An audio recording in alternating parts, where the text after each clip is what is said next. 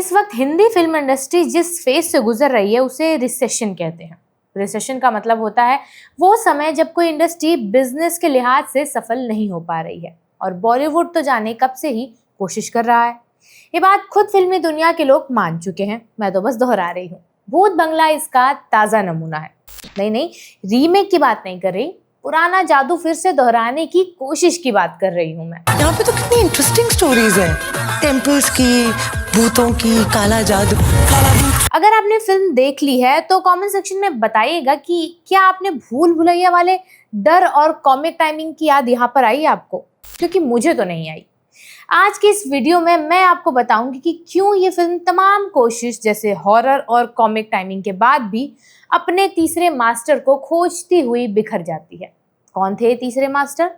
अक्षय कुमार प्रियदर्शन की जोड़ी का वो तीसरा मास्टर जिसकी कमी भूत बंगला में महसूस हुई। कि कोई मेरे कमरे का दरवाजा खोल रहा था। तुम्हें डर लगे तुम मेरे कमरे में सो जाना।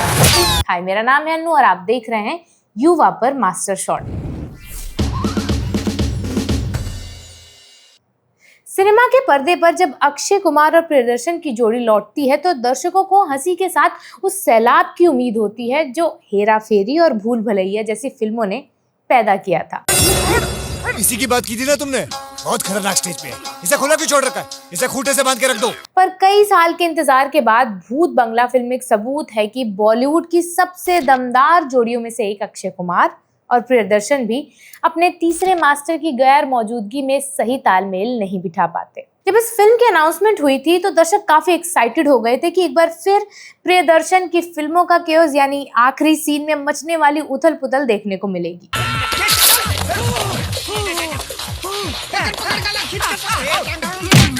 लेकिन यहाँ पर ऐसा नहीं हुआ। हमारे साथ स्कैम हो गया। जी हाँ, VFX पैकेजिंग के नाम पर ये क्या दिखा दिया गया गाइस। कागज पर ये एक ड्रीम यूनियन लगा था। अक्षय कुमार प्रियदर्शन फिर से साथ दिखने वाले थे, लेकिन स्क्रीन पर आते आते ये जादू अधूरा रह जाता है। वजह भी साफ है, इस तिकड़ी का तीसरा और सबसे जरूरी हिस्सा यानी नीरज वोरा अब मौजूद नहीं है। फिल्म को देखते हुए लगता है कि नीरज वोरा इस तरह के जॉनरा के लिए संजीवनी बूटी की तरह थे, कॉमिक यूनिवर्स का जरूरी सिस्टम। प्रियदर्शन की फिल्मोग्राफी को अगर ध्यान से समझा जाए तो दिखता है कि वो ज्यादातर पुरानी मलयालम फिल्मों के रीमेक पर काम करते थे। ऐसी फिल्मों को उन्होंने खुद या सिद्दीकी लाल या फाजिल ने डायरेक्ट किया था। प्रियदर्शन की हिंदी फिल्मों की बात करें तो ये मानना पड़ेगा कि उनकी सबसे बड़ी सफलताएं तब आई जब नीरज वोरा उनके साथ काम कर रहे थे। उनके बिना बहुत कम बार वही जादू वो दोहरा पाए हैं।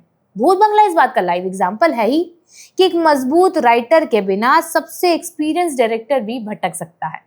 अब यहाँ पर बताती हूँ नीरज वोरा का असली जादू। वोरा में वो काबिलियत थी कि वो किसी मलयालम स्क्रीन प्ले को हिंदी में सिर्फ ट्रांसलेट नहीं करते थे, बल्कि पूरी तरह ढाल देते थे, संस्कृति, दर्शकों और समय के हिसाब से। उनके डायलॉग्स में सिर्फ ट्रांसलेशन नहीं होता था, बल्कि सही जगह पर पंच, सही वक्त पर ठहराव और सही टोन के साथ वो यहाँ पर आते थे। अगर अक्षय कुमार ताल थे तो प्रियदर्शन लय, तो नीरज वोरा वो हर फिल्म का सुर थे।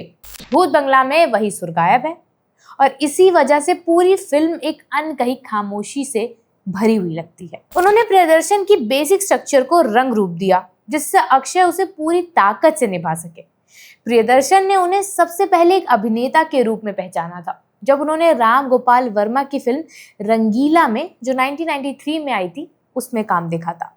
इसके बाद उन्होंने विरासत जो 1997 में आई थी उन्हें एक छोटा सा रोल दिया। रंगीला के डायलॉग्स लिखकर वोरा ने पहले ही अपनी पकड़ साबित कर दी थी, जिसे उन्होंने अब्बास मुस्तान की बादशाह फिल्म में और मजबूत किया। इसी भरोसे ने प्रियदर्शन को उन्हें हेरा फेरी यानी जो 2000 में आई थी का स्क्रीन प्ले लिखने के लिए चुना, जो रामजी राव स्पीकिंग का हिंदी रीमेक था, यानी वो फिल्म। इस फिल्म में उन्होंने मुंबई के कॉन्फ्लिक्टिंग कैरेक्टर्स को इस तरह गढ़ा कि हर एक अलग और यादगार बन गया। इसके बाद ये तेरा घर ये मेरा घर, हंगामा और हलचल जैसी फिल्मों में भी यही जादू दोबारा देखने को मिलता है। यहाँ तक कि जब प्रियदर्शन ने खुद स्क्रीन प्ले लिखा है जैसे गरम मसाला में, तब भी नीरज वोरा के डायलॉग्स ने ही जॉन अब्राहम, परेश रावल और अक्षय कुमार की कॉमिक टाइमिंग को ऊंचाई दी है। यही बात चुप चुप के फिल्म में भी देखने को मिलती है, जहां राजपाल यादव के सीन आज भी मीम मटेरियल हैं, क्योंकि उनके डायलॉग्स बेहद रिलेटेबल और सटीक थे।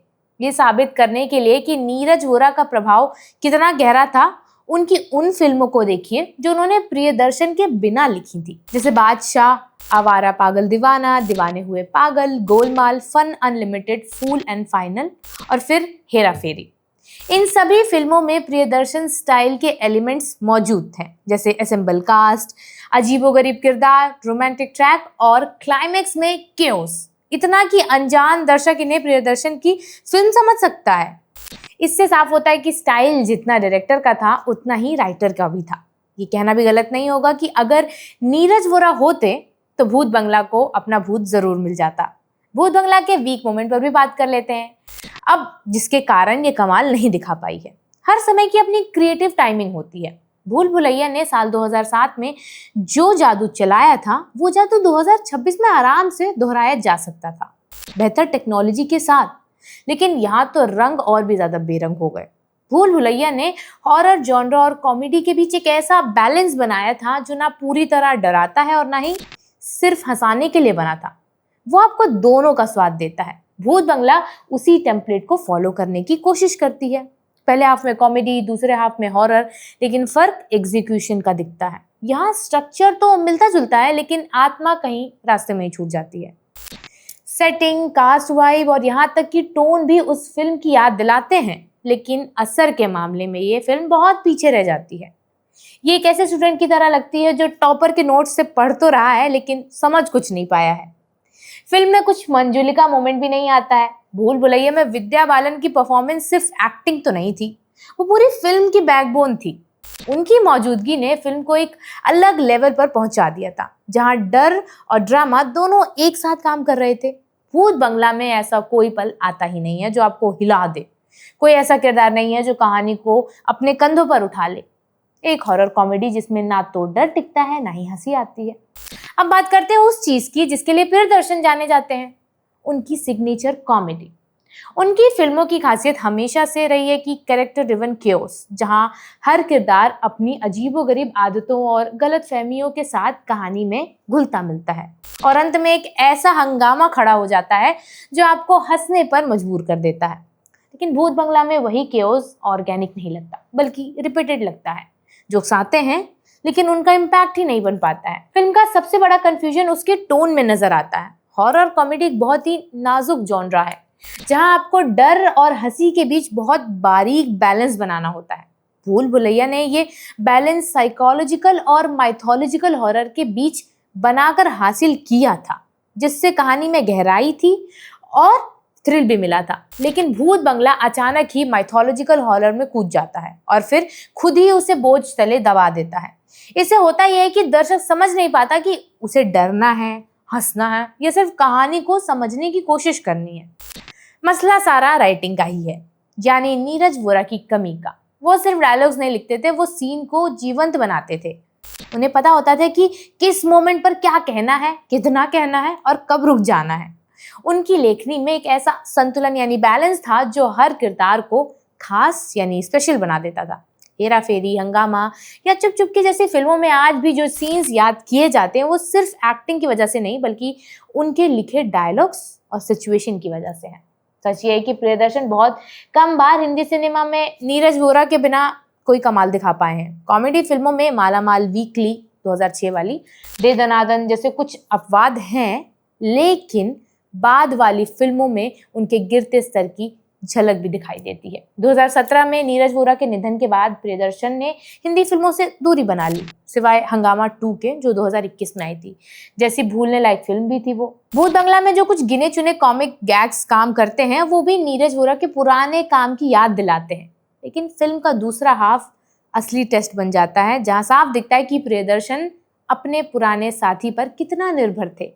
ये फिल्म किसी पुराने काम का रीमेक भी नहीं है और शायद यही इसकी सबसे बड़ी कमजोरी बन जाती है। कहानी अपनी पहचान को लेकर जूझती है यानी स्ट्रगल करती है और एक तरह के एग्जिस्टेंशियल क्राइसिस में फंस जाती है। शुरुआत में अक्षय कुमार के पुराने कॉमिक अंदाज की हल्की फुल्की झलक मिलती है, लेकिन वो भी क्लाइमेक्स तक आते आते उनका किरदार भी फीका पड़ जाता है। अक्षय बनाम अक्षय वाला कॉन्सेप्ट भी असर नहीं छोड़ पाता और उनकी हाल की फिल्में यानी सेवियर कॉम्प्लेक्स वाली झलक फिर से उभर आती है।